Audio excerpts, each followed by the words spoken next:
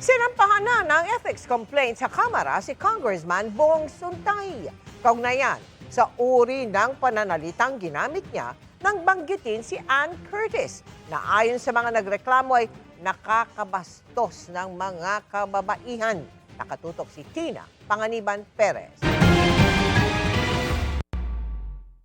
Ann Curtis, ang ganda-ganda pala niya.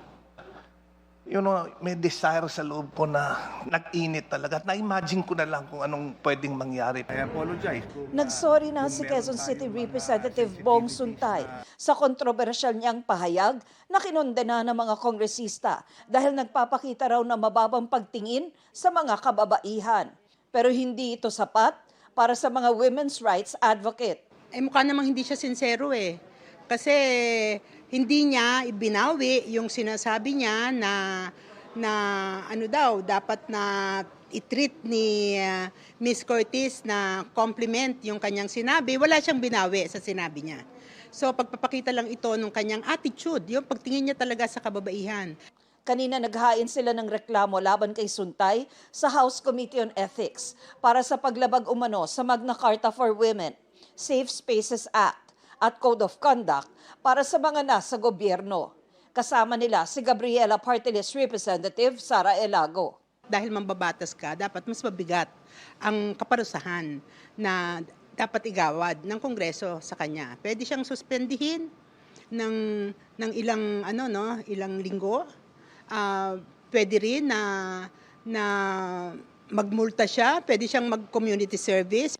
Kahapon sa isang privilege speech, binatikos ni House Committee on Women and Gender Equality Chair Ann Matibag ang pahayag ni Suntay. Ito ba ang uri ng diskurso na nais nating marinig sa loob ng Kongreso?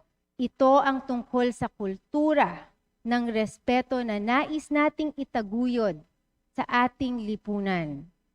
At kung nais nating baguhin ang kulturang ito, dapat magsimula ang halimbawa sa loob mismo ng Kongreso.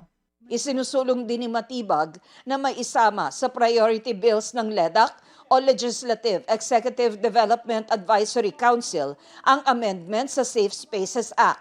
Hayaan po nating maging malinaw. Ang babae ay hindi biro, hindi rin siya pantasya, at ang dignidad ng kababaihan ay hindi kailanman dapat maging katatawanan sa loob ng Kongreso. Ang talumpati ay nirefer ng plenaryo sa House Committee on Ethics. Hinihinga namin ng reaksyon si Suntay. Para sa GMA Integrated News, Tina Panganiban Perez, nakatutok, 24 oras.